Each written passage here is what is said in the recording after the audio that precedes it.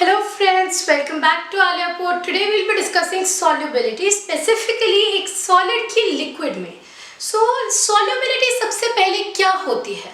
Solubility होती है the maximum amount of solute that can be dissolved. Maximum amount of solute that can be dissolved in a given mass of solvent,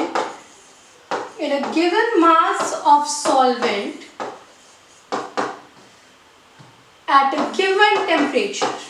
देखिए एक solution में हमें पता है दो कंपोनेंट्स होते हैं, एक सॉल्यूट जिस चीज को हम डिसॉल्व कर रहे हैं और एक सॉल्वेंट जिस चीज के अंदर हम सॉल्यूट को डिसॉल्व कर रहे हैं. एक सॉल्यूट और एक सॉलिड मिलके एक सॉल्यूशन बनाते हैं, राइट. सॉल्युबिलिटी क्या होती है कि गिवन अमाउंट ऑफ सॉल्यूट में कितना सॉल्वेंट कितना सॉल्यूट आप डाल सकते हो, कितना डिसॉल्व होता रहेगा. जैसे मान लो मेरे पास वाटर में सॉल्ट का मिक्सचर है, NaCl टेबल सॉल्ट, पानी में नमक डाला है. सो एक मान लो 100 ml वाटर है, तो उस 100 ml पानी में या उस 100 ग्राम पानी में मैं कितना नमक डाल सकती हूँ जो डिसॉल्व होता रहेगा एट अ गिवन टेम्परेचर. यहाँ पे ये डेफिनेशन में लाइन जरूरी है, एट अ गिवन टेम्परेचर, क्योंकि टेम्परेचर के साथ साथ सॉल्युबिलिटी भी डिफर करती है. तो इस डेफिनेशन बेसिकली क्या है कि एक गिवन मास ऑफ सॉल्यूट में मैक्सिमम कितना सॉल्यूट डिसॉल्व हो सकता है at a given temperature, right. देखिए हमें पता है सॉल्यूट प्लस सॉल्वेंट क्या बनाते हैं दोनों मिलके, सॉल्यूशन. अब देखिए सॉल्यूशन बन रहा है, so there is a process, right. देखिए रिवर्सिबल प्रोसेस है, क्योंकि जितनी इजीली हम दोनों को मिक्स कर सकते हैं हम दोनों को अलग भी कर सकते हैं. अलग अलग तरीके होते हैं मिक्सचर सेपरेट करने के, राइट. तो ये एक रिवर्सिबल प्रोसेस है. सोल्यूट और सॉल्वेंट का सोल्यूशन बन सकता है और सोल्यूशन का सोल्यूट और सॉल्वेंट बन सकता है. अब सोल्यूट और सॉल्वेंट जब सोल्यूशन बनते हैं तो प्रोसेस को कहा जाता है डिसोल्यूशन. और जब सोल्यूशन को सोल्यूट और सॉल्वेंट में बनाते हैं तो उस प्रोसेस को कहा जाता है क्रिस्टलाइजेशन, राइट. अब एक सैचुरेटेड सॉल्यूशन, सॉल्यूशंस को भी कई बार कहते हैं सैचुरेटेड सॉल्यूशन है, मतलब उस गिवन अमाउंट ऑफ सॉल्वेंट में मैं मैक्सिमम अमाउंट ऑफ सॉल्यूट घोल चुकी हूँ जितनी सॉल्युबिलिटी है एट दैट गिवन टेम्परेचर.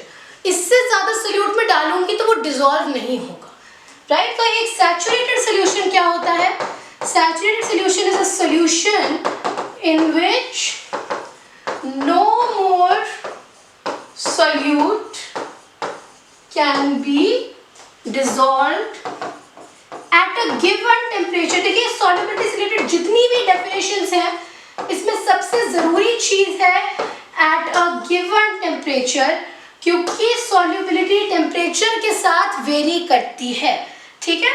तो एक सैचुरेटेड सॉल्यूशन में हम कह सकते हैं कि जो मेरा सॉल्यूशन है और मेरा एक्स्ट्रा अनडिसॉल्व्ड सॉल्यूट है, क्या मैं ऐसा कह सकती हूँ कि ये दोनों चीजें एक डायनामिक इक्विलिब्रियम में है.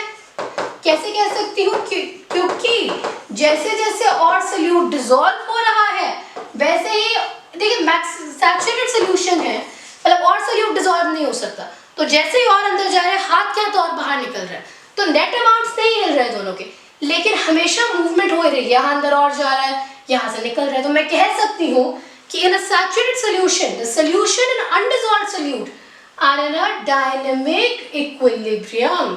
अच्छा एक जरूरी चीज जो आपको याद रखनी है, लाइक डिसॉल्व्स लाइक, मतलब पोलर सॉल्वेंट में पोलर सॉल्यूट डिसॉल्व होगा और नॉन पोलर सॉल्वेंट में नॉन पोलर सॉल्यूट डिसॉल्व होगा. क्यों, क्योंकि दोनों में सेम टाइप की इंट्रामोलिकुलर बॉन्डिंग होती है, राइट. अच्छा जो सॉल्युबिलिटी है वो तीन चीजों से इफेक्ट होती है. Nature of solute and solvent, उसके बारे में फिलहाल क्या ही कर सकते हो जो है. Second thing is temperature. देखिए नॉर्मली डिसोल्यूशन का वैसे हमेशा नहीं कह सकते, लेकिन जनरली जो डिसोल्यूशन होती है उसका डेल्टा H लेस देन 0 होता है, सॉरी ग्रेटर देन 0 होता है, मतलब एनर्जी देनी पड़ती है. एक एंडोथर्मिक प्रोसेस होती है डिसोल्यूशन. अब अगर डिसोल्यूशन एक एंडोथर्मिक प्रोसेस है उसका मतलब हुआ कि जैसे जैसे मैं टेम्परेचर बढ़ाऊंगी सॉल्युबिलिटी बढ़ती रहेगी, जैसे जैसे टेम्परेचर कम करूंगी सॉल्युबिलिटी कम होती रहेगी. So I can say that solubility is generally directly proportional to temperature. जरूरी नहीं है हमेशा, मैं जनरली कह रही हूँ, कुछ केसेस में जो मेरी सॉल्युबिलिटी है वो टेम्परेचर बढ़ने के साथ कम भी हो जाती है कुछ केसेस में, राइट। जैसे कुछ एग्जांपल्स अगर मैं दूं, नॉर्मली जो कुछ मेनली आयनिक कंपाउंड्स है KBr AgCl, सबका अगर मैं ग्राफ बनाती हूँ सॉल्युबिलिटी वर्सेस टेम्परेचर, नॉर्मली उनके ग्राफ्स जाते हैं ऐसे ऐसे, पर नॉर्मली ऊपर की तरफ जाते हुए ग्राफ्स ये होते हैं जिनका पॉजिटिव स्लोप होता है। लेकिन एक चीज का आपको ध्यान रखना है, जो मेरी होती है कैल्शियम क्लोराइड CaCl2.6H2O, CaCl2.6H2, इसका ग्राफ कैसा जाता है, ये जरूरी चीज है। देखिए ऐसे जा रहा है, अब इस टेम्परेचर पे आके क्या हुआ, 6H2O से ये बन गया CaCl2.4H2O, थोड़ा सा पानी उड़ गया इसमें से, तो अब ये हो गया कुछ ऐसा, राइट। तो ये मैं ये नहीं होंगी स्पेसिफिकली इंक्रीज डिक्रीज, पर थोड़ा सा ये हिल गया, फिर यहाँ आके ये बन गया CaCl2 से जितना वाटर क्रिस्टलाइजेशन था सब उड़ गया, अब ये रहा कुछ ऐसा। तो एक ग्राफ कुछ ऐसा है, पर यहाँ पे डिस्क्रिपेंसी आ रही है CaCl2 की वजह से। या फिर अगर मैं कहती हूँ Na2SO4 की बात करते हैं, एग्जिस्ट करता है Na2SO4.10H2, आपने शायद सुना होगा, दिस इज वॉशिंग पाउडर। यहाँ गया और यहाँ पे आके ये ऐसा हो गया, यहाँ पे ऐसा क्या हुआ है, जो 10H2O था वो उड़ गया, अब यहाँ पे सिर्फ Na2SO4 है। तो जरूरी नहीं है कि हमेशा टेम्परेचर के साथ सॉल्युबिलिटी बढ़ेगी ही बढ़ेगी, it's just generally what happens, ठीक है। अच्छा, सॉल्युबिलिटी यहाँ पे हम कैसे कह रहे हैं कि 100 ग्राम वाटर में कितना सोल्यूट डिसॉल्व कर सकती हूँ। Okay, third thing that impacts is pressure. देखिए अगर हम गैस एंड लिक्विड की बात कर रहे होते तो प्रेशर का इम्पैक्ट होता, लेकिन because we are talking about solid and liquid, solid और लिक्विड दोनों ही बहुत इनकम्प्रेसिबल होते हैं, तो प्रेशर का उन पे ज़्यादा इम्पैक्ट नहीं होता। तो सॉल्युबिलिटी का प्रेशर पे नो इम्पैक्ट तो नहीं, बट नेग्लिजिबल इम्पैक्ट, क्योंकि we are talking about solid and liquid which are both almost unaffected on compressive और अप्लाइंग प्रेशर, दोनों इनकम्प्रेसिबल होते हैं। सो क्विकली रिकैप्चर करें, like dissolves like, polar solute polar solvent, non-polar solute non-polar solvent because of same intramolecular bonding. Solubility क्या होती है, the maximum amount of solute that can be dissolved in a given mass of solvent at a given temperature, सबसे जरूरी चीज।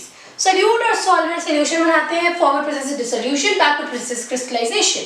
Saturated solution in which no more solute can be dissolved at a given temperature. Solution और undissolved solute dynamic equilibrium में होते हैं, जब तो हम कहते हैं saturated solution है।